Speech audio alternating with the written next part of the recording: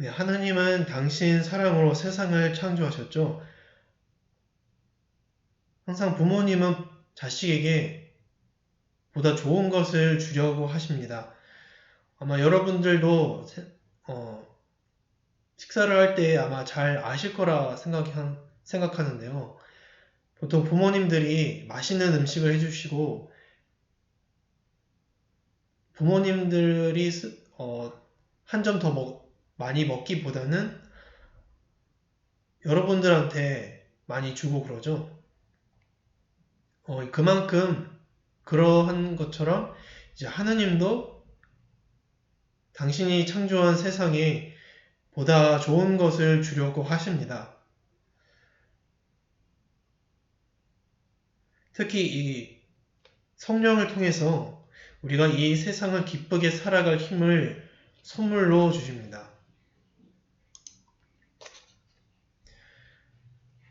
이를 성령께서 주시는 은사라 해서 성령7은 즉 7가지 선물이라고 이게 말합니다. 성령이 주시는 7가지 선물이라고요. 이 가운데 하나가 이 7가지 선물들 중 하나가 이 하느님께 대한 경외도 있습니다.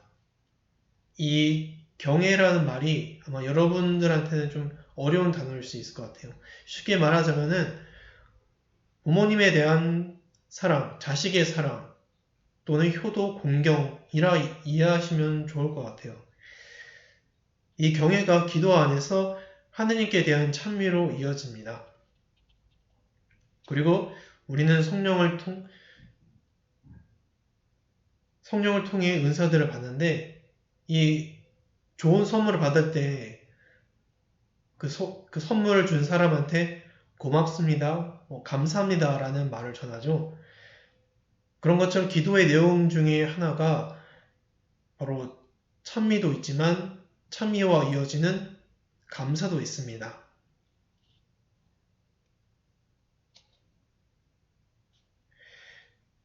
그렇다면 하나님이 우리에게 이 어떤 것을 이렇게 선물로 주시는 이유가 있을까요?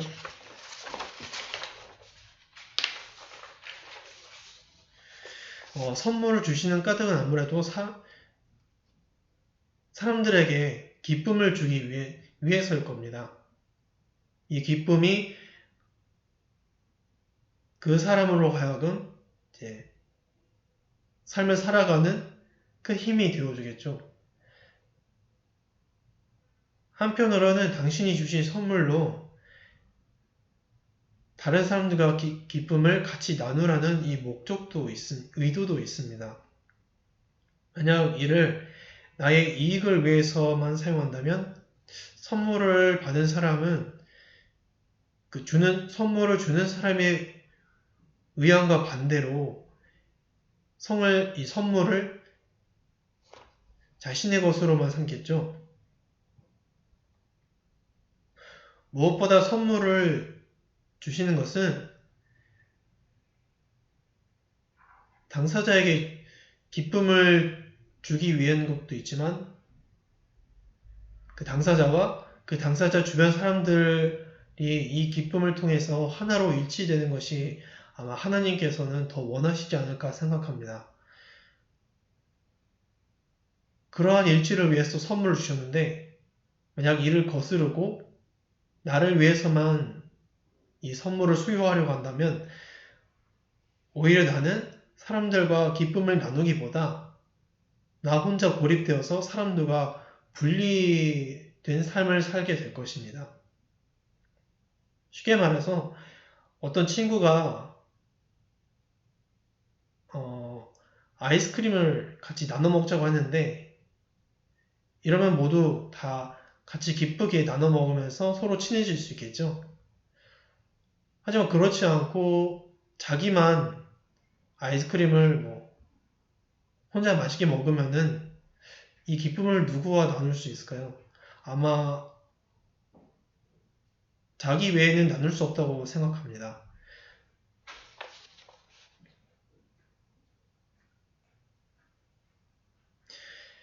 그렇게 자기 안에 고립되면은 외톨이가 되겠죠. 그렇게 친구들과 멀어지면 자연스럽게 그 사람 안에 이기심과 외로움이 동시에 싹들 것입니다. 물론 하느님과의 나의 관계에서도 아마 그럴 거예요. 하느님께 죄를 짓는다는 것은 쉽게 말하면은 하느님과 멀어진다는 말이기도 하거든요. 하느님과 멀어질수록 우리는 어떻게 될까요? 하느님의 뜻에 맞는 생활을 하기보다는 나의 뜻에 맞게끔 생활을 할 것입니다. 그렇게 되면 죄를 짓게 되고 더더욱 하나님과 멀어져서 하나님과 완전히 단절된 삶을 살게 될 것입니다. 그래서 여기서 다시 하나님과 화해하려면 앞서 말한 대로 용서를 청해야 되겠죠. 그래서 기도에는 앞서 말한 대로 찬미와 감사 그리고 용서로도 이어집니다. 다시 하나님께 돌아서겠다는 그런 말을 하나님께 건네는 것입니다. 용서란. 그래서 한편으로는 자기 죄를 솔직하게 고백하는 것이고 하나님의 뜻을 더 잘 받들고 이해하겠다는 고백이기도 합니다. 솔직한 자기 반성이죠.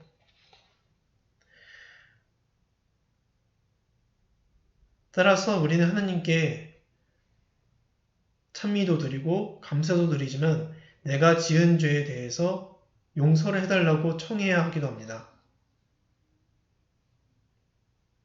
용서를 청하려면 그 사람에게 찾아가야겠죠? 이렇게 찾아가는 것을 또 청원이라고 합니다. 하나님께 나아가서 용서를 청하고 그 용서 받은 만큼 하나님께 감사와 찬미를 드리는 것입니다. 자, 우리 이렇게 기도에는 어떠한 내용들이 들어가는지 살펴보았습니다. 이쯤에서 예수님은 어떻게 기도하셨는지 좀 알아볼 필요가 있는데 예수님은 올리브 동산에서 이렇게 기도하십니다. 아빠 아버지께서 무엇이든 하실 수 있으시니 이 잔을 저에게서 거두어 주십시오. 그러나 제가 원하는 것을 하지 마시고 아버지께서 원하는 것을 하십시오. 이 마르코 복음 14장 36절 말씀입니다. 우리가 하느님께 기도드릴 때에는 앞서 예수님이 올리브 동산에서 하신 이 기도처럼 해야 합니다. 먼저 겸손한 마음으로 하느님께 다가가고 그분의 말씀을 듣고 그것으로 하느님이 나에게 무엇을 말씀하시고자 하는지를 알아들어야 합니다. 다시 말해 그분이 어떤 메시지를 전하는지 그것을 파악해야 합니다. 그런 노력이 선행되어야 우리는 하느님을 더 잘 이해할 수 있고 사랑할 수 있고 그분과 가까이 다가갈 것입니다.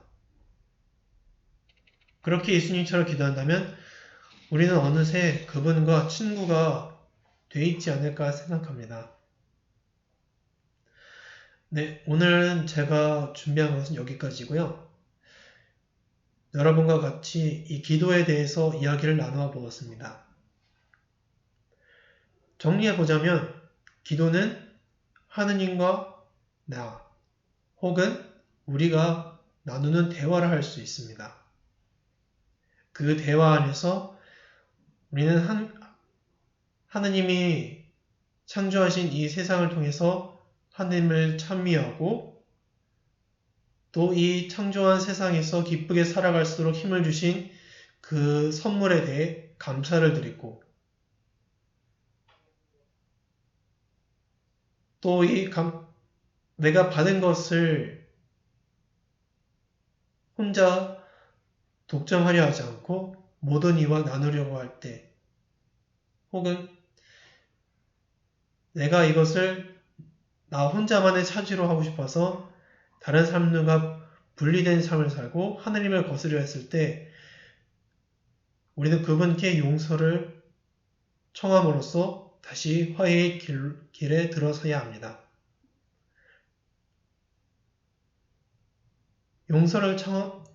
용서받기 위해서는 그 사람에게 먼저 다가가야 합니다.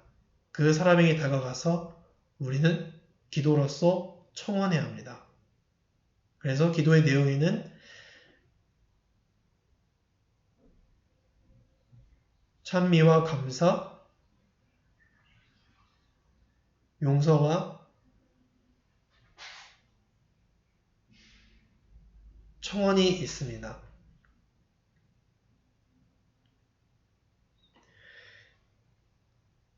이렇게 기도의 내용에서 4가지 내용들이 보통 있다고 했는데 또 그 기도에 임하는 우리의 자세가 갖추어져야겠죠. 바로 겸손한 자세로 하나님의 말씀을 먼저 듣고 이해하는 우리의 노력이 선행되어야 합니다. 자, 이제 기도회를 어떻게 해야 되는지 조금 감이 오셨는지 잘 모르겠습니다. 우리가 하나님께 잘 기도하기 위해서는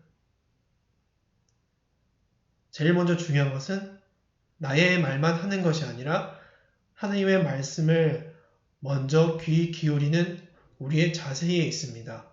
다시 말해 겸손한 자세죠. 이 겸손한 자세를 바탕으로 하나님께 찬미와 감사, 용서, 청원을 하고 그 안에서 기도를 계속 해나갈수록 우리는 미숙한 어린아이에서 하나님의 뜻을 이해함으로써 이웃에게 사랑을 실천할 수 있는 성숙한 신앙인이 될 것입니다.